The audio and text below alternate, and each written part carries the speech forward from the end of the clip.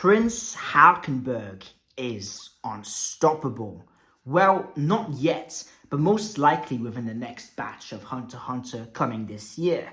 Hey guys, hey Dragon here, back with yet another Hunter x Hunter video. And today I'm talking about Halkenburg, who for me is the most interesting character introduced within the Succession contest. Firstly, for his character developments from being this prodigy pacifist to now the person most intense and most devoted to winning the Succession War.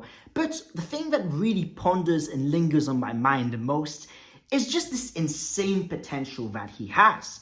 Of course, we know that Halkenburg technically is dead. His body has died and he is currently inside a Balsamico. And this had a confrontation with Benjamin that's not quite being shown to us, but it is heavily implied that Halkenburg is still alive within Balsamico's body. So the big event that's of course going to transpire is the second coming of Halkenburg, his revival. Now, to show how big of an event this is, I first have to talk about the backstory, the lore, and the overall impression that Tagashi's given us of this character. Prince Halkenburg has been someone of a prodigy. He has been a child of the first queen, but it was kind of kept hidden and secretive. So what he's been doing is that he's been an academic prodigy. He's been someone that's been very much in tune, empathetic with people around him. Someone very similar to a character like Gon at the start of the series that just loves nature and people alike. He's someone that's been seen in the same light as Sir Rhynick in terms of being a prodigy, but he went a completely different path. While Sir Rhynick rejected people around him, he embraced them. And of course, through that, Halkenburg became one of the people. We know that Kakin as its own empire is a very disgusting and horrible place. I mean, we learned such in the last batch with the disgusting Kakin parties, which have some very immoral actions that take place. And out of all the princes, Halkenburg has been the one of the cleanest slates, the most transparent, and the one that's been the people's hero. So as the succession contest started, and it was the URN ceremony, of course, they're all obliged to take part, and Halkenburg's ability and his Nen Beast has been focused around his followers. If you support Halkenburg and believe in him, which most people already do, you'll have a leaf on your palm. And now what this means is that you can share your Nen with Halkenburg, and everyone that believes in Halkenburg channels their Nen as if they're one person, and this is channeled through Halkenburg's Nen Beast, which is a semi-detachable Nen Beast, which uses enhancements to pretty much magnify everyone's aura. And what happens is we've had the tremblings on the Black Whale 1, when all of Halkenburg and his followers have been practicing their aura, as they're all very new to Nen, and everyone along the entire Black Whale 1 has been feeling it. Now, this is quite the feat, since the walls of the Black Whale 1 are enhanced with Nen, and you've got this massive bolt to different tiers, and yet everyone can feel it, and everyone just all comprehensively believe that this is the biggest threat currently on the ship. So that shows you the insane power that Halkenburg has already had. And later on, we got to see more about Halkenburg's abilities. We got to see that Halkenburg can take people out and replace them with someone that follows him.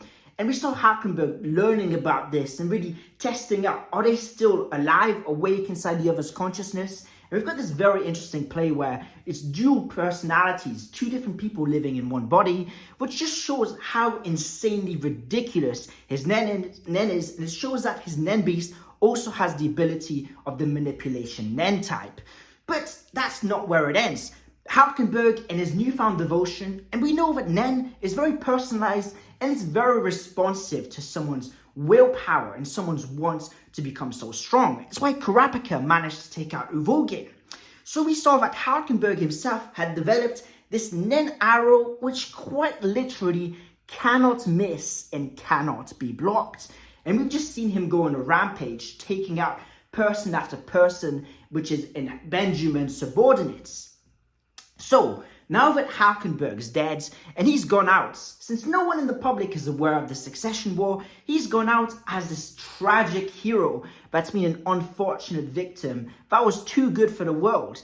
It's something very similar towards people we know, for instance, in our world, like Martin Luther King, of course, RFK, John F. Kennedy, all these figures of importance that they didn't quite get to the stage they wanted to, as they got killed beforehand, and they became sort of martyrs and legends among people theorizing about what they could have been, people remembering them even more fondly than before they were murdered. And that's something very similar is happening with Prince Halkenburg. This is why the funeral for him was absolutely massive. They had every single person from all walks of life all there mourning him, of course, before martial law started. But the big question is, what happens once Halkenburg comes back to life? The revival of Halkenburg has been very thoroughly teased. Togashi has always delved his hands into religion, and especially into Christianity. We saw this in the volume cover with Pito and the Royal Guards, but more and more we've been seeing it to a greater extent within this arc. We saw it, of course, in relation to Haley and talking about the relation with the end of the world and the cataclysms within the Revelations portion of the Bible. And now, even more so in Halkenburg, that's been put in a very Jesus Christ-like position. The person that comes back to life and is the savior that people will follow. Halkenburg has already had this very mythical line he's walking where people believe he is the savior of Kakin, and now that he's dead, once he comes back, what's going to happen is that, of course, we know that Halkenburg's Nen ability doesn't just derive from his subordinates and people within his community and clan. We've seen that people that follow other princes have had the leaves on their palms, so it's quite literally people that quite heavily believe in Halkenburg. What's going to happen when he comes back to life is that an absolute mass amount of people are going to stop having the leaf on their palms. And what's going to happen is, since we already know that the Nen abilities of Halkenburg's Nen beasts are manipulation and enhancement, everyone's going to slowly be manipulated to become even more pro-Halkenburg, and their own Nen is going to be boosted as they fall into the stream of Halkenburg supporters. And whilst Halkenburg's ability has a very, very strong parallel towards Morena and Haley, where it's a contagion, but Morena and Haley, each member of Haley is separate, right? They all get enhanced themselves, but there's no correlation where they can join forces. Halkenburg's ability is the perfect contagion, since all of the contagion victims become one, and it forms an absolutely ridiculous epicenter of overflowing Nen. So we've seen many great displays of Nen in the past. In particular, I'm thinking of post-Rose Meruem in the palace asking, "Do you think these intruders have a chance against me?" And we immediately see Knuckle and the other palace invasion squad's reaction of absolute fear and a sense of we have absolutely no hope of winning. I believe that something very similar is going to happen with Halkenburg, because of course we know that so far everyone from older cheers can feel this Nen and know how much of a threat he is. After this happens and he comes back to life, let's say something which is very mild, right? Let's say there's a 400% increase in supporters for Halkenburg. That's 4 times what we've seen already. But most likely what's going to happen is the majority of civilians on the Black Whale won, and many even amongst the princes are going to start to believe in him. It's going to be a display of aura we have never seen before. And with Halkenburg's ability and his mannerisms where he can just sacrifice different people in his supporters, with his newfound mentality, it's going to be almost game over, hence why it's unstoppable. So the only thing I can see from people within the Black Whale 1 that can even compete with Halkenburg, where I do believe this can be a situation where everyone has to band together and take out Halkenburg mutually before resuming the succession contest. I think, first of all, between the Phantom Troop and Hisoka, they're going to be stuck fighting each other, and that's going to be going on for a prolonged period of time. So when we go to the main contenders, I think that Benjamin would have been a great one, but Benjamin has unfortunately used up all his resources. He's used his trump card of martial law, and throughout the succession contest, he's been carelessly sacrificing his men, and Halkenburg has taken advantage quite successfully. So the three people that I think can stand up to Halkenburg are, first of all, Camilla.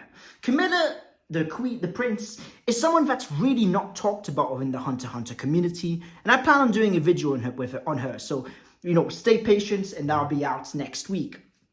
And the thing about Camilla is that her ability is absolutely OP. She can essentially come back to life. If you kill her, you've essentially screwed yourself over. So now, that is the possibility that perhaps she could do that and kill Halkenburg, but really Halkenburg has the perfect reply to her ability. He's got enough men and supporters that he can use up all her abilities and get her after she's used up all her Nen resources, and this ability is no longer effective. So she is very much in a position where she needs an extreme amount of luck and extremely favorable circumstances to take him out. Next, we've got Cyrenik. Of course, Cyrenik's the biggest Nen prodigy we've ever seen since Meruem, and he's someone that's been learning Nen at a far greater pace than Gon and Killua, who are being told to us are extreme Nen prodigies. The thing is, right, between Heaven's Arena until the Chimera Antark, it's just over a year. And in that year, Gon and Killua have progressed from nothing to become extremely competent Nen users. But the problem is, even at that point, I don't think a Gon or Killua would stand any chance against what's about to happen to Halkenburg. So let's say that Cyrenik gets a year's worth of development from Gon and Killua in a month. It's not going to be enough. Let's say it happens in a week. Even then, it's really bordering on, because Cyrenik would need to become far more competent than I'm guessing Killua is right now. So it almost feels like he's not going to be a big factor in the way of Halkenburg, even though he's got the most potential out of everyone on the Black Whale 1. And now the third group, which I think has the best chance of taking out Halkenburg, is Hayley. Now, I also want to do a dedicated video on Hayley because they're really underrated right now. People are thinking that, the troop are just going to breeze through them. But that is not true. With the contagion ability of Morena and with the leveling system, a member of Hayley, let's say someone that's level 1 on Hayley, and they've just, unlocked their system, and then let's say they get to level 20, and they just stay on level 20 for the entirety of the Black Whale 1 trip to the New Continent, they are still going to be getting stronger. What people don't realize is that this Nen boost that comes from the contagion ability from Morena isn't the only means of getting stronger. In the end, someone that's part of Hayley that's got this leveling system, even if they don't get any kills, they can learn Nen naturally. In the end, what it's doing is it's not forcing them to a certain level of Nen by itself, it's enhancing what they already have. So this doesn't stop them at all from learning Nen at the same speed as everyone else. It just means they're getting sudden increases. It's like Gon and Killua all of a sudden arriving in Greed Islands, killing someone, and then being their power level at the end of Greed Island. So it's quite remarkable. So I believe that just due to how many specialists Morena can see, with of course Dogman, who can smell people's Nen types, she's very important, and with Borskin and her plan that, she seems to be a very competent, probably one of the highest intelligent people we've seen in the series. I think that Morena and Hayley are in a great spot. Not only have they taken use of the Black Whale 1 and they're completely well positioned within the cheers, but also just the fact that all of the members of Hayley are really high leveled right now. I think that they overall have a great strength capacity, especially in the near future. But there's something that's given Halkenburg an extreme edge. That being Hayley's defining moments. Their big triumph never happened, and that was due to martial law. Hayley would have slaughtered absolutely everyone at Halkenburg's funeral was it not interrupted by martial law. So Hayley are just a glimpse of what they could have been. And throughout the series, whilst we do see Morale in his wisdom saying, you don't know someone's net abilities until you come up with them. And whilst there is a strong element of truth to what Morel was telling Killua, in the end we saw through Netero and Meruem, Netero being this master enhancer that's completely the greatest, most maxed out person in the verse, we saw that he couldn't do anything to Meruem. And it wasn't because Meruem was a greater student than Nen, it was just because Meruem's aura display was so much greater than Netero's that even Zero Hand, which takes Netero's own life energy, only managed to put scratches on Meruem. It's going to be something very similar with Halkenburg, as he is the epicenter through his Nen beast of oldest Nen. So if everyone in the Black Whale 1 gets their strongest attacks and abilities, it's very possible that there is no one in the Black Whale 1 with the strength to do fatal damage to Halkenburg. It might be a situation just like with Meruem post-Rose where something in the writing needs to take place. Either, Halkenburg has a change of mind and he says, you know what, it's not that important. Or there's some kind of ability which involves self-sacrifice or an Nen vow that gets in the way. But the way things are right now, Halkenburg is really becoming unstoppable. And I think that it's very, very good for Cyrenaic because Halkenburg, of course, is the biggest friend and supporter of Cyrenaic. They've got a prior established relationship. And Cyrenaic's objective right now is to stall the entire succession war. He is not focused at all with his Mafia connections. He's just focusing on learning Nen. So if Halkenburg can go on a rampage and take everyone out, it benefits him anyway because the longer he can delay that confrontation, the better chance he will have. So with Cyrenaic, who will willingly be out of the picture, I think that there's really no one that can stop Halkenburg in any way, sense of the form. And we see that a lot through Togashi's illustrations of Halkenburg. We get these really quite powerful scenes where we see him and we see this depiction of battle, of glory with what looks like the Roman Empire and their helmets and the corpses of bodies. And we see Halkenburg's resolve. And we've seen this really, really subtle change all throughout his introduction. Halkenburg's character arc reminds me a lot of Gone Freaks, in the sense that Gone Freaks had this realization that he wasn't good enough, right? The realization that Gone Freaks had after Neferpito took out Kite is one similar than Halkenburg had when he failed his assassination attempt on Nasubi, when he realized there's nothing I can do to stop the succession contest, so I might as well be the one that takes control and do the least unfavorable of actions with the case of winning the throne. So I think that throughout this, we've seen what has happened with Gon and his resolve, and Halkenburg's taken us in a different direction, right? He's taken us in a direction of really philosophical questions and a lot of really philanthropic thoughts, and you see that there's a sense of mercy behind him. He wants to finish this fast because he doesn't want people to suffer. In the end, it's this really big conflict of interest in his head, and it's something that he really is willing to sacrifice it all himself because he has already forsaken his goals, his dreams, his aspirations. He's being someone he doesn't want to be for what he believes to be the greater good. And it's in this line of thinking where we've seen how much he loves absolutely everyone. He's this person that's the greatest of all guys. In all the stories you can think of, whether it be Naruto or Itachi or whether it be like any manga ever, there's always people that really believe in humanity and the beauty within it. And seeing Halkenburg willingly tap into that darkness for the beauty feels like the combination of yin and yang that we haven't quite seen yet in Hunter x Hunter.